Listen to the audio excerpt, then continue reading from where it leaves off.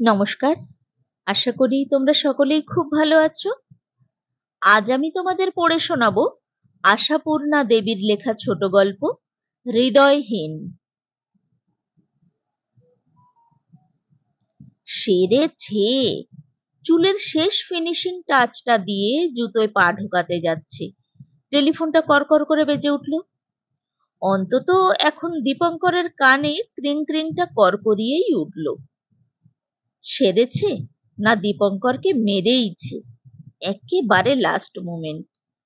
ফুলকি ticket হাতে দাঁড়িয়ে আছে। 1 মিনিট দেরি হয়ে গেলেই ফুলকি আর ফুলকি থাকবে না, অগ্নিশিখা হয়ে উঠবে। এবং এবং 2 মিনিট পার হয়ে গেলেই হাতের টিকিট দুখানা ছিঁড়ে কুচি কুচি করে ফেলে দিয়ে গট গট করে চলে যাবে।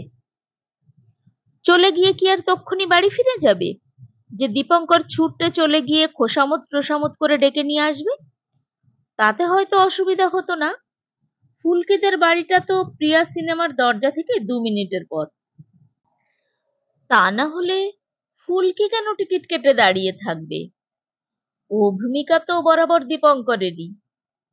দীপঙ্করের ক্ষেত্রে অবশ্য অপেক্ষার সময়সীমা উত্তীর্ণ হয়ে যাওয়ার পর, অর্থাৎ মার্জিন টার্জিন সব শেষ হয়ে যাবার পরও যদি ফুলকি এসে দাঁড়ায়, ফুলকির মুখের রেখায়, চোখের ভঙ্গিমায় অপরাধবোধের চিহ্ন মাত্র দেখতে পাওয়া যায় না। কেন থাকবে? ওর 7 খুন মাপ না? ও মেয়ে না? বাড়ি থেকে বেরোবার পথে ওর 100 রকম বাধা না? অতএব ছবি শুরুর মুখেও যদি এসে পৌঁছয় ফুলকি, বেশ অপাববিদ্ধা মুখেই বলে, বেশিক্ষণ দাঁড়িয়ে আছো নাকি? অথচ নিজে ওই 1 থেকে 2 মিনিট। কিন্তু এই দেরিটার জন্যে তো ফুলকি নিজেই দায়ী। টিকিট কেটে গেটের সামনে দাঁড়াচ্ছি বলেও তো ফোন ছাড়তেই চাইছে না। ঠিক এই সময়েই ওর বান্ধবী কাবেরীর প্রেম কাহিনীর বিবৃতি দিতে ইচ্ছে হলো।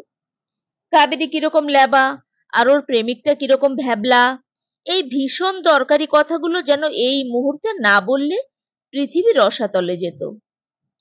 দীপঙ্কর রিসিভারে কান রেখে অনবরত ঘড়ি দেখে চলেছে, আর ফুলকির কথার ফুলকি ছড়িয়েই চলেছে। আবার মাঝে মাঝে রেগে রেগে বলছে, কেবলই হু হা দিয়ে সারছো, কথাগুলো কানে ঢুকছে কি ঢুকছে না? বাধ্য হয়ে দীপঙ্করকে বলতে হয়েছে, এবার তাহলে রাখছি, তৈরি হয়ে নিতে হবে তো। ঠিক আছে। ফুলকি রিসিভার হাত থেকে নামাবার আগে শেষ ঝংকার দিয়েছিল, আমি ফোন করলেই তোমার 2 মিনিটেই রাখতে ইচ্ছে করে, তা আমি জানি। পুরুষ মানুষের আবার তৈরি হওয়া। আচ্ছা, চলে এসো চটপট, আমি গেটে থাকছি। অতঃপর তাড়াহুড়ো করে সাজসজ্জা। আজে বাজে করে গেলেও তো ফুলকি মন্তব্য করতে পারে, এমন কাকতাড়ুয়া মার্কা চেহারা নিয়ে এসেছো তুমি, লোকে হয়তো দেখে ভাবছে বাড়ির কাজের লোকের সঙ্গে ছবি দেখতে এসেছি। অতএব সাজও চাই। তা হয়েই গিয়েছিল, কিন্তু বেরোবার মুখে ফোন। না, ধরে কাজ নেই, কে করেছে কে জানে। ফোনটা মানে লাইনটা একবার পেয়ে গেলে কিছুতেই ছাড়তে রাজি নয়। এমন নাছোড়বান্দা বন্ধুরও তো অভাব নেই দীপঙ্করের। দীপঙ্কর তাই ফোনটাকে বাজতে ছেড়ে দিয়ে গলা তুলে ডাক দিল, বান্টি, কুইক। বান্টি ছুটে এসেই বলল, কি? দীপঙ্কর বাদ্যরত টেলিফোনটার দিকে আঙুল বাড়িয়ে দেখে বেরিয়ে গেল। ঠিক গেল বললে ভুল হয়, দরজার বাইরে পা ফেলেছে মাত্র। বান্টি রক্তমুখী হয়ে ছুটে এলো, দাদা, সর্বনাশ! তোর বন্ধু বরুণ বলছে তুই আয় শিগগিরই। উফ, ভাগ্যিস! ওরে বাবা! বলতে বলতে আবার ভিতরে ছুটে গেল, বোধহয় ফোনটা সামলাতে, নইলেই কেটে যাবার রোগ আছে রিসিভারটার। দীপঙ্কর একটা আমোঘ নিয়তির ইশারা পেল, ধীরভাবে এসে রিসিভারটা তুলে নিল, কাটেনি, শুধু দীপঙ্করের সব সুর কেটে দিল। আসতে বলল, আচ্ছা আচ্ছা, আমি এক্ষুনি যাচ্ছি। হ্যাঁ হ্যাঁ, ট্যাক্সি ধরে। ট্যাক্সি ধরতেই বেরোচ্ছিল দীপঙ্কর। বাসে যাবার চিন্তা চুলে ফিনিশিং টাচ দেওয়ার অনেক আগেই ছেড়েছিল। এখনো বেরিয়ে ট্যাক্সিই নিল একটা। গেল প্রিয়া সিনেমার দিকে নয়, তার একদম বিপরীত দিকে। সীতেশের বাড়ির দরজায় বরুণ দাঁড়িয়ে। দীপঙ্করকে দেখে আস্তে আস্তে বলল, ভাবা যায় না, আয় আয় আয়, ভেতরে আয়। না, সদ্য মৃতের বাড়িতে যেমন জনসমারোহ হবার কথা তেমন নেই। কিন্তু কেনই বা থাকবে? মৃত্যুর খবরটা কি পাড়াপড়শি আত্মীয় স্বজন সকলকে তড়িঘড়ি জানানো হয়েছে? তা কি হয়? বাড়ির বউ ঘুমের বড়ি খেয়ে বেদম ভাবে ঘুমিয়ে পড়লে কি বাড়ির লোকেরা তড়িঘড়ি সবাইয়ের কাছে খবরটা পৌঁছে দেয়? বরং পড়শির চোখ আড়াল করতে আশেপাশের জালনা কপাট বন্ধ করে ফেলে, আর বাড়ির কাজকরুনি লোকেদের বলে, বৌদিদি অজ্ঞান হয়ে গেছে, ডাক্তার বুঝতে পারলো না কি অসুখ, এখন হাসপাতালে নিয়ে যেতে হবে। যদিও যারা বোঝবার তারা ঠিকই বোঝে, হয়তো এরাও তাই বলেছে ওদের। ছাড়া ছাড়া ভাবে যারা অবোধের মতন ঘুরে বেড়াচ্ছে এদিকে সেদিকে। দীপঙ্কর এদের চেনে না, কাজের লোক না আত্মীয় কে জানে। নিচে বসবার ঘরে দুজন বয়স্ক ব্যক্তি অন্ধকার মুখে সোফায় বসে আছেন, তাদের চেনে না দীপঙ্কর। কিন্তু এ বাড়িতে কাকেই বা চেনে এ বাড়ির সীতেশ দা আর নিপা বৌদি ছাড়া? আর চেনে অবশ্য বিজয়কে, হরদম দেখে চা সাপ্লাইয়ের সুবাদে। সে কই? কিন্তু সেই নেহাত বালক পরিচারকটিকে দেখতে পেলেই কি তাকে ডেকে জিজ্ঞাসা করা যাবে, বিজয়, তোমার বৌদিদি হঠাৎ বিষ খেলো কেন? অথচ এগুলো তো দীপঙ্করের জানা খুব জরুরি। কেন ঘুমের বড়ি খেলো নিপা? কখন খেলো? এখন তো প্রায় বিকেল, দুপুরে খেয়েছে নাকি? দিন দুপুরে কেউ ঘুমের বড়ি খায়? ঘুমের বড়ি খাবার, গলায় দড়ি দেবার, গায়ে কেরোসিন ঢেলে দেশলাই জ্বালানোর জন্য রাতটাই রয়েছে অবারিত। বরুণ নিস্তব্ধ, শুধু সঙ্গে করে সিঁড়ি ভেঙে নিয়ে চলেছে দীপঙ্করকে তিনতলায় নিপার ঘরে। নিপা সীতেশের শোবার ঘরে, যে ঘরে দীপঙ্কররা বছরে একবার করে মাত্র এসেছে। নিপা সীতেশের বিবাহ বার্ষিকীতে। কবার এসেছে আর কবে সেটা মনে করা যাচ্ছে না এখন আর, কারণ এখন সিঁড়ি উঠতে উঠতে অন্যমনস্ক ভাবে হাতের কবজি উল্টে ঘড়িটা দেখছে দীপঙ্কর। এতক্ষণে হাতের টিকিট দুটো ছিঁড়ে ফেলে দিয়ে প্রিয়ার গেটের সামনে থেকে চলে গেছে ফুলকি। আচ্ছা, কোথায় যেতে পারে হঠাৎ এই সময়? 3টের শোর টিকিট ছিল তো তাদের। সেই সময় কেউ কারুর বাড়িতে বেড়াতে যায় না, অথচ বাড়ি ফিরে যাবে কোন লজ্জায়? বাড়ি তোর বৌদি আছেন না?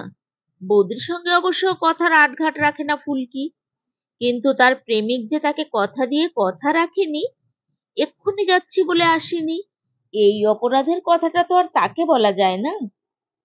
ও কি তাহলে একা পার্কের বেঞ্চে গিয়ে বসে থাকবে রোদের সময়টা? তারপর ওর বান্ধবী অপর্ণার বাড়ি গিয়ে বাকি সময়টা কভার করে ফেলে যথাযথ কালে বাড়ি ফিরবে? খুব সম্ভবত তাই করবে। ও যা মানেনি, মানের হানি হয়ে যাবে, এমন খবরটা কিছুতেই দেবে না কাউকে। আচ্ছা, ওর বৌদি যদি বলে, ছবিটা কেমন দেখলে? ও যা চালাক মেয়ে, ঠিক বলে দেবে, দারুণ।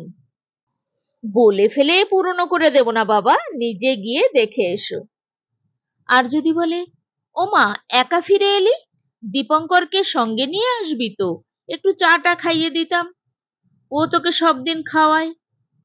তাতেও তো হারবে না চালাক মেয়েটা, ঠিক বলে উঠবে, আর বলো না, কম সেধেছি, বাবুর নাকি এখন বেজায় কাজ। সিঁড়ির শেষ ধাপটা শেষ হলো, খুব চড়া ধূপের গন্ধ আসছে কোথা থেকে। দীপঙ্কর হঠাৎ থমকে গিয়ে খেয়াল করলো সিঁড়ি ওঠার সময়টা মনেই পড়েনি দীপঙ্করের। কেন সে এই সিঁড়িগুলো পার হয়ে উঠে আসছে? সিঁড়ির মুখ থেকে ডান দিকে গেলেই নিপার ঘর, যে ঘরে দীপঙ্কররা বছরে একবার করে আসে। ডান দিকে মোড় নেবার আগে বরুণ আসতে বলল, দীপঙ্কর, তোর কোন এক পুলিশ অফিসার মামা আছে না? পুলিশ অফিসার মামা? ও হ্যাঁ, পতাকি মামা, মায়ের মাস্তুতো ভাই। তাকে কি হবে? বুঝতেই তো পারছিস, এদের ফ্যামিলি ফিজিশিয়ান ডেথ সার্টিফিকেট দিতে রাজি হয়নি, চলে গেছে। বলে গেছে পেশাদার কাউকে ডাকো বাবা। আমার দ্বারা হবে না, বুড়ো হলে যা হয় আর কি। তেটে এক বজ্ঞা, তো বার্নিং ঘাটে গিয়ে তো আবার বেগড়বাই পড়তে হবে। তোর ওই মামার কাছে যদি চলে যাস একবার এদের গাড়িটা নিয়ে। দীপঙ্কর বিপন্নভাবে বলে, মামা বটে, মা ভাইফোঁটায় খাবার টাবার নিয়ে যায় ওদের বাড়িতে, কিন্তু যাচ্ছে তাই রকমের উন্নাসিক। সে তো হবেই। কনস্টেবলটাও ভাবে সে হবে রাজ্যের মুখ্যমন্ত্রী, তো বিপদের সময় অত মন্ডাই করলে চলে না। বলে কয়ে যা হোক করে একটা ব্যবস্থা কর বাবা। কিন্তু বরুণ, কেন এমন হলো বলতো? সেটাই তো আশ্চর্য, ভাবা যায় না। কখন এমন হলো? ডাক্তার তো নাকি বলে গেছে শেষ রাত্রি। তা সীতেশদা কোন জাহান্নামে ছিল? আহা, সীতেশদা থাকলে কি আর। নিয়তি। সীতেশদা অফিসের কাজে ট্যুরে গিয়েছিল, কাল রাত্রে ফেরার কথা, ফিরতে পারেনি। বেলা 9টায় ফিরেছে। কেন? ফিরতে পারেনি কেন? সে কথা এখন আর কে জানতে গেছে বল। ফেরেনি, সেটাই দেখছে বাড়ির লোক। এমন অন্য সময়েও হয়েছে নাকি? বেলা 8টা পর্যন্ত বৌদিদিকে ঘুম থেকে উঠতে না দেখে কাজ করবার লোকেরা ভয় পেয়ে দরজায় ধাক্কাধাক্কি করেও সাড়া না পেয়ে বৌদির বাপের বাড়িতে গড়চায় ছুটেছে। তখন গড়চায় ছুটেছে? ফোন করতে জানে না বুঝি? জানবে না কেন, কিন্তু ফোন তো নিপা বৌদির ঘরের মধ্যে। তো ওরাও চলে গেছে, সীতেশদাও ফিরেছে। একটু পরে নীলা বৌদির বাবা আর মামা ওই তো বসে রয়েছে ড্রয়িং রুমে। দরজা দরজা কে ভাঙলো? পুলিশ? ভাঙতে হবে কেন? সীতেশদার কাছে তো দরজার চাবি থাকে। দুজনের কাছেই থাকে, যে যখন। কিন্তু তুই একবার সীতেশদার সঙ্গে দেখা করে চলে যা প্লিজ, তোর মামার কাছে যা। কি বলতে হবে সীতেশদাকে একবার। কিন্তু কিছু কি আর বলতে পারবে ছাই? চল দেখি। আচ্ছা, পতাকি মামাকে এখন কোথায় পাওয়া যাবে? থানায় না বাড়িতে? নাকি আদৌ পাওয়াই যাবে না? ইস, তাহলে তো সীতেশদা খুব মুশকিলে পড়ে যাবে। কিন্তু মামা লোকটা দিন দিন আরো উন্নাসিক হয়ে উঠেছে। ভাগ্নে বলে কিছু কম অগ্রাহ্য ভাব দেখাবে না। হয়তো বিশ্রী কিছু সন্দেহও করতে পারে। যা মুখফোড়, পুলিশের চাকরির ধর্ম। ওরা জানে মানুষের মুখের উপর যা ইচ্ছে বলাটাই বাহাদুরি। সেই বলাটা হওয়া চাই হেনস্থা করে, এবং তার জন্যেই অকারণ যা তা অশ্লীল অসভ্য শব্দ ব্যবহার করারও দরকার। নীলা বৌদির নাম জড়িয়ে আমায় যদি কিছু বলে বসে, সহ্য করা শক্ত হবে মনে হচ্ছে। নীলা বৌদি যে আমার কাছে কত শ্রদ্ধার, কত সমীহের, এবং কত একটি সুন্দর পবিত্র ভালোবাসার। বারান্দার শেষ সীমায় এসে আর একবার থমকালো দীপঙ্কর। অথচ এতক্ষণ আমি একবারও নিপা বৌদির কথা ভাবিনি। নিপা বৌদির মুখটা চোখের সামনে ভেসেও ওঠেনি একবারের জন্য। কি আশ্চর্য! আমি ভুলে গিয়েছিলাম নিপা বৌদি আত্মহত্যা করেছে। আমি তার ডেড বডি দেখতে তার শোবার ঘরে যাচ্ছি, যে ঘরে আমরা বছরে একবার। এক ঝলক হাওয়ার সঙ্গে উগ্র সৌরভবাহী খানিকটা ধোঁয়া যেন মুখের উপর একটা ঝাপটা মারল। দীপঙ্কর অবচেতনেই বলে উঠল, এত ধূপ কেন? হ্যাঁ, ঘরটা ভরে যেখানে সেখানে গোছা গোছা ধূপ জ্বালা হয়েছে। বরুণ নিচু গলায় বলল, ডেড বডির ব্যাপার 12 ঘন্টা পার হতে চলল। ঘরের বাতাস ওই ধূপের ধোঁয়ার ভারে ভারাক্রান্ত। এখন চোখটায় সয়ে এলো। এখন ঘরের মাঝখানে পাতা জোড়া খাটের একধারে শুয়ে থাকা নিপাকে দেখতে পাওয়া গেল। এত সেজেগুজে শুয়ে রয়েছে কেন নিপা বৌদি? ও তো মরবো ভেবেই শুয়েছিল। আশ্চর্য, মরবো ভেবে কেউ এমন একখানা নক্ষত্রের মতো ঝকঝকে বুটিদার আকাশনীল রেশমি শাড়ি পরে বিছানায় শোয়? এপ্রিলের পড়ন্ত বেলা। কাচের জালনা দিয়ে লালচে সোনালি আলোর আভা ছড়িয়ে পড়েছে নিপার মুখে, নিপার বিছানায়। মনে হচ্ছে নিপা ঘুমের অতলে তলিয়ে পড়ে আছে। এই সোনালি আলোর আর কোনো দরকার নেই ওর, কোনো দিনও দরকার হবে না। কিন্তু সীতেশ নামের লোকটা কোথায়? যে লোকটা এই হত্যার আসামি। হত্যাই তো। আত্মহত্যার পিছনে ইতিহাসটা কি? হত্যাই তো। দীপঙ্কর আর একবার নিপা বৌদির মুখের দিকে তাকিয়ে দেখল। না, ওই মুখ আর কোনোদিন বলে উঠবে না। বাবা দীপঙ্কর, কতদিন পরে এলে এবার? দীপঙ্কর হঠাৎ বেখাপ্পা গলায়, এই স্তব্ধ ঘরের পক্ষে একদম বেমানান চড়া গলায় বলে উঠল, সীতেশদা কোথায়? হঠাৎ মনে হলো যেন কে বলে উঠল, আসামিটা কোথায়? বরুণ আগে এই ঘরে ঘুরে গেছে। বরুণ তাই আঙুল বাড়িয়ে দেখিয়ে দিল কি অদ্ভুত জায়গায় বসে রয়েছে সীতেশ। সোফার পিছনে জানলার নিচে দেওয়ালে পিঠ ঠেকিয়ে। সীতেশের গায়ে একটা হাত কাটা গেঞ্জি আর পরনে একটা দামি প্যান্ট। তার মানে সীতেশ বাড়ি ফিরে আর কিছু করেনি। গায়ের জামাটা খুলে ছুঁড়ে ফেলা ছাড়া। জামাটা সোফার হাতায় ঝুলছে। দীপঙ্করের ওই ভাঙা গলায় চেঁচানো প্রশ্নটা যেন ঘরের স্তব্ধতাকে দুহাত ধরে ঝাঁকুনি দিয়েছে। সেই সীতেশদার মুখে চাপা দেওয়া হাত দুটো খুলে ঝুলে পড়ল। সীতেশদা সমস্ত পরিস্থিতিটাকে তছনছ করে ফেলে হাউ হাউ করে কেঁদে উঠে বলে চলল, বিশ্বাস কর ভাই, আমার কোনো দোষ নেই। আমি কি করব যদি হঠাৎ লাইন মেরামত করার দরকার হয়ে পড়ে? আর ট্রেন ৮ ঘন্টা। আমি কি করতে পারি? সবাই তো বসে থাকলো, কেউ তো বলল না চলুন আমরা নেমে গিয়ে কিছু ব্যবস্থা দেখি। দীপঙ্কর, আমি উড়িষ্যার একটা গ্রামের ধারে সাইডিং এ পড়ে থেকে মাথার চুল ছিঁড়তে লাগলাম আর মনে মনে চেঁচাতে লাগলাম, নিপা, নিপা, দেখো আমার অবস্থা। নিপা, তুমি আমার মানসিক অবস্থা মনে মনে বুঝতে চেষ্টা করো। আর নিপা কিনা, হ্যাঁ, তোদের ওই নিপা বৌদি আমার সঙ্গে এত বড় বিশ্বাসঘাতকতা করে বসলো। খুনের আসামিকেও একটু সুযোগ দেওয়া হয় তার কিছু বলবার আছে কিনা জানতে। আর নিপা, এই সামান্য অপরাধেও নিপা আমার কথাটা আমায় বলতে সময় দিল না, রায় দেওয়া হয়ে গেল। দীপঙ্কর, মানুষ কি শুধু ইচ্ছে করেই ফেল করে? কথা দিয়ে সে কথা না রাখতে পারার অন্য কোনো কারণ থাকতে পারে না? আমার কি কোনো অ্যাক্সিডেন্ট হতে পারতো না? হঠাৎ কোনো বেশি অসুখ? ট্রেন ডাকাতের হাতে ছুরি যেতে পারতাম না আমি? এসব ভাবনা ওর মাথায় একবারও এলো না বরুণ। ও শুধু ঘন্টা গুনলো, মিনিট গুনলো, হিসেব করলো ১৯ তারিখ পার হয়ে গেল। ব্যাস, পাষণ্ড লোকটাকে উচিত শাস্তি দিয়ে যাই। উফ বরুণ, আমার কেন ওইগুলোর কোনো একটা হলো না? তাহলে বুঝতো। কে বুঝতো সীতেশদা? বরুণ বোধহয় একটু হাসলো, বলল, ওই অসাড় পাথরখানা।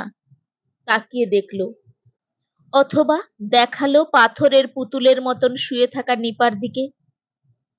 সীতেশদা উঠে দাঁড়ালো, লাল টকটকে দুটো চোখ তুলে বলল, ঠিক।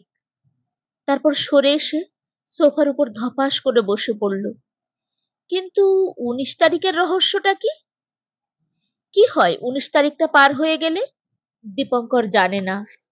বরুণ জানে ১৯ তারিখে কি। কারণ বরুণ অনেক আগে এসেছিল। তখনও সীতেশের চোখ দুটো অত লাল হয়ে ওঠেনি। তখন শুধু ১০ ঘন্টা ট্রেন লেট করে এসে অস্নাত অভুক্ত লোকটা আকাশ থেকে আছড়ে মাটিতে পড়ে গিয়েছিল। তখনও বুঝতে পারেনি নিপা মেয়েটার সব ইন্দ্রিয় জবাব দিয়েছে। ও আর কোনো দিনই কিছু দেখতে পাবে না, শুনতে পাবে না। তাই ওই পাথরের পুতুলটাকে নাড়া দিয়ে যতবার পারছিল কথা বলে চলেছিল। সেই অনর্গল এলোমেলো কথার কিছু টুকরো থেকে বরুণ জানতে পেরেছিল ১৯ তারিখটা কি। ১৯ তারিখটা নিপার জন্মদিন। সীতেশের জন্মদিনে নিপা ওদের দুই বাড়ির আত্মীয় স্বজনকে ডাকে, খাওয়া মাখা হইচই করে জন্মদিন পালন করে। কিন্তু নিপার জন্মদিনে না। নিপার খেয়াল সেদিন কোনো ঘনঘটা নয়, কোনো বাইরের লোক নয়, বাড়িতে কোনো ব্যাপারই নয়। সেদিন শুধু তারা দুজনে। সেদিন শীতেশ অফিস ছুটি নেয়। দুজনে মিলে ভোরবেলায় গাড়ি নিয়ে বেরিয়ে যায়। যেখানে খুশি ঘোরে, যেখানে খুশি খায়, সন্ধ্যাবেলায় বাড়ি ফেরে। তারপর নিপা স্নান সেরে চুল বেঁধে নতুন শাড়ি পরে সুন্দর করে সাজে। নিপা গান গায়। তারপর এই তিনতলাতেই দুজনে টেবিল পাড়ে, দুজনে মুখোমুখি বসে খায়। আর তারপর নিপা সুন্দর শাড়ি পরেই ঘুমোয়। এই নিপার জন্মদিনের প্রোগ্রাম। কিন্তু এবারে কথার ফাঁকে বলে উঠেছিল বরুণ, বাচ্চা কাচ্চা না হলে মেয়েদের মধ্যে অনেক বাতিকের বাসা জন্মায়। হ্যাঁ, কিন্তু এবারে এবারে হঠাৎ দিন তিনেক আগে শীতেশের হেড অফিস থেকে অর্ডার এলো, দুদিনের জন্য উড়িষ্যা যেতে হবে। নিপা বলল, 19 তারিখের ভোরবেলার প্রোগ্রামের কি হবে?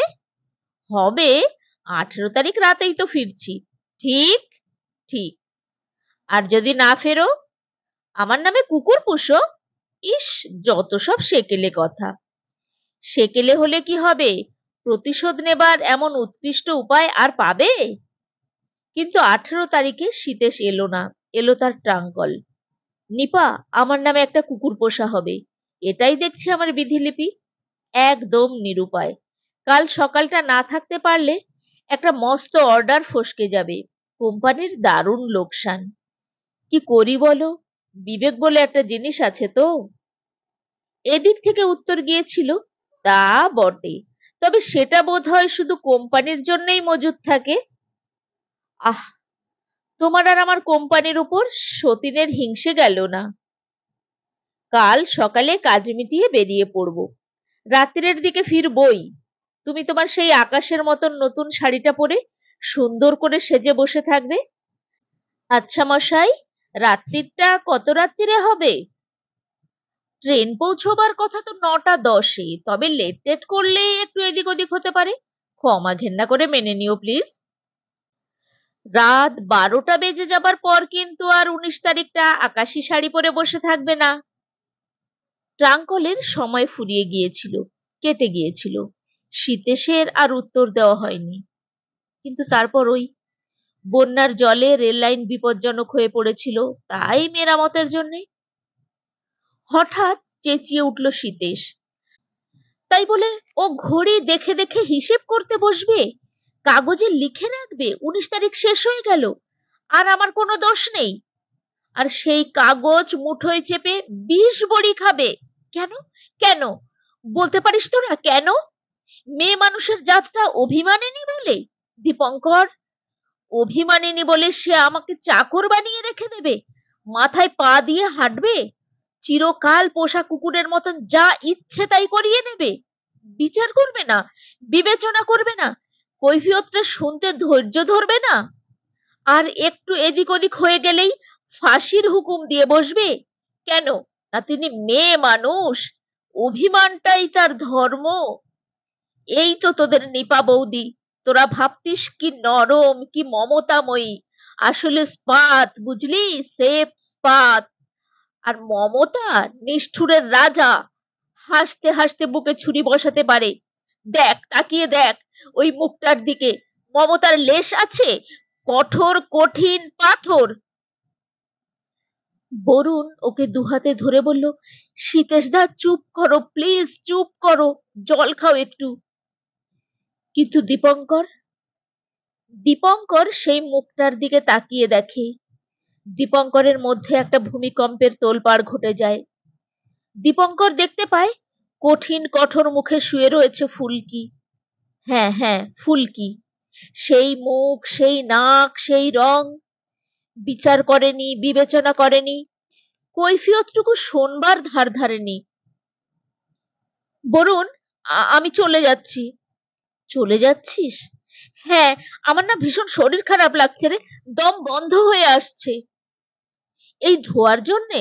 কিন্তু তোর মামার ব্যাপারটা? আচ্ছা আচ্ছা আচ্ছা, আমি যাচ্ছি রে। ছুটে যা ভাই, গাড়ি বার করাই আছে, মামাকে হাতে পায়ে ধরে যে করে হোক।